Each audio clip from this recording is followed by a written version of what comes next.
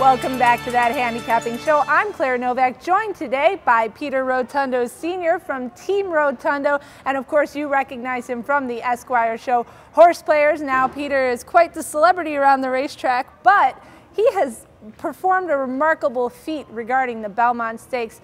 Peter has picked 20 of the past 45 Belmont Stakes winners and a couple of upsets to the Triple Crown, including Sarava, which paid some pretty good odds. Yeah, he went off at 70 to 1. He beat War Emblem, and a lot of people thought I was crazy for that pick, but I thought he had a big shot, and I got paid very well for it. Now let's talk about some of the other spoilers, first of all, that you have picked.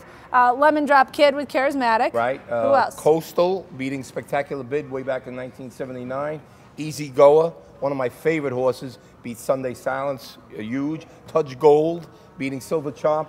I almost feel like the Grinch that stole Christmas here. You know, all these people are waiting for a Triple Crown winner, and I'm picking the horse that could beat him. And I'm not that type of guy, you know, but I really believe, you know, it's a revered place to be a Triple Crown winner. I mean, you think back, a Seattle Slew Secretariat affirmed in the 70s, okay? It's been 36 years since we had a winner, and it's not an easy task. It's very difficult, and you know, California Chrome has got to really do it, you know, prove himself. It's not an easy task. It's an unknown territory, a mile and a half. And of course, we're here at Belmont Park, handicapping, if you didn't guess it, the Belmont Stakes. California Chrome going for that Triple Crown, having won the Kentucky Derby and the Preakness in actually very good fashion. So first of all, I know you're going to pick against him, but tell me your thoughts just about the past two races and why is it a challenge for him to win here? Well, it's the distance. It's a stamina factor. You know, you look back in the history of the Belmont Stakes, not the best horse always wins, okay? It's a horse that usually is like a grinder, someone that doesn't have top early speed or comes from way back in the pace. It's somebody that sits in the middle and just grinds their way through. An example would be Drosselmeyer a few years back, and Ruler on Ice. That's the one I was thinking of. Ruler on Ice. He went off, I think, at 23 to 1. Yeah. And he was the type of horse that stayed in the middle and just you know, grinded his way through to victory, you know? So you think of a closer, you know, people would automatically assume off the top of their heads, oh, the longer it is, the better it is for a closer, but that's not necessarily the case. You do need to have that decent speed to keep up with the pack, but if you're on the lead the entire time, that distance might kill you. Right. And California Chrome has gotten two beautiful trips in the Derby and Preakness, which didn't take too much out of him, so he should be in great shape, you know, coming into the Belmont Stakes. But again, the only thing is when he ran in the Derby, he ran only a 97 buyer. Right. And he had been running triple-digit numbers. So was it the mile and a quarter that he regressed a bit? Right. And now this is a mile and a half? We'll find out Saturday. All right, and he did recover from that bad speed figure in the Preakness, but like you said, maybe the distance had something to do with it. A couple of the winners that Peter has picked, Ruler on Ice you mentioned, Drosselmeyer, Summerbird, A Fleet Alex, Lemon Drop Kid, going all the way back. Who was your first Belmont winner? Stage Door Johnny, one of my favorites. Yeah, 1968. It shows how old I am. But I love the Belmont Stakes. I love this race. The best of the three Triple Crown races. It's been my favorite, and it is a test of the champion. All right, so let's put our money where our mouths are. Who is your Belmont Stakes winner for 2014? Well, I'm going to go with Wicked Strong. Now, he, 2 races back, he ran in the Wood Memorial, and he ran at a mile and an eighth at Aqueduct, and he came off the pace. He laid about 4 lengths off the pace down the backstretch. Came on, and in the last 16th of a mile, he just blew away the competition. And he earned a 104 buyer. Now, going back to the Derby after that, you know, he had the 19 post. There was 19 horses in the race, and he was extremely wide outside. He stumbled at the start, encountered traffic, had bumping incidents, and he still finished willingly. He ran 4th. He lost the race by 5 3/4 lengths to California Chrome.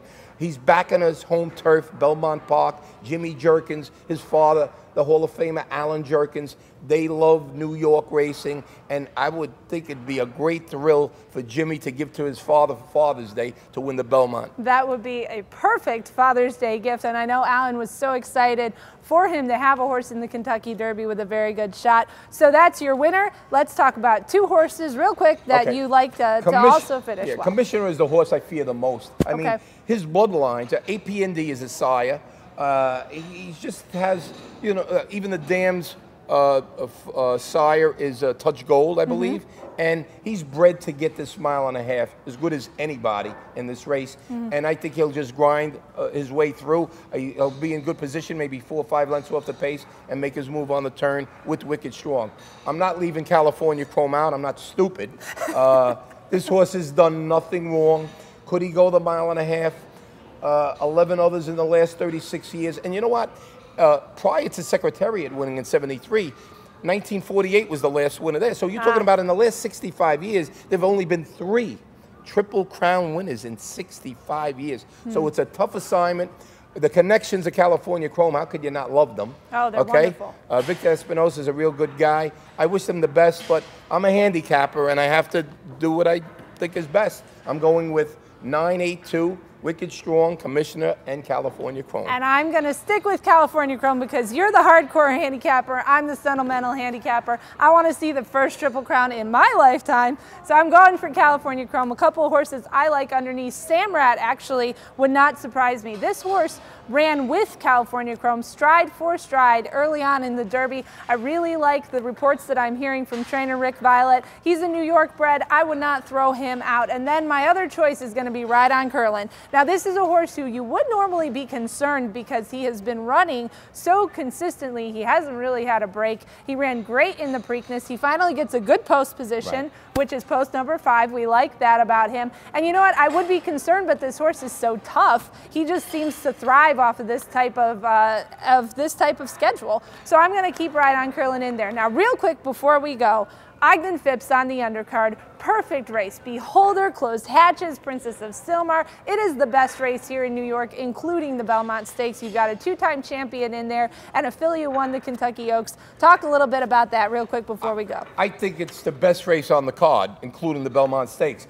You've got 3 multiple grade winners. Every horse, Beholder, Closed Hatches, and Princess of Silmar, all are undefeated going a mile and a 16th.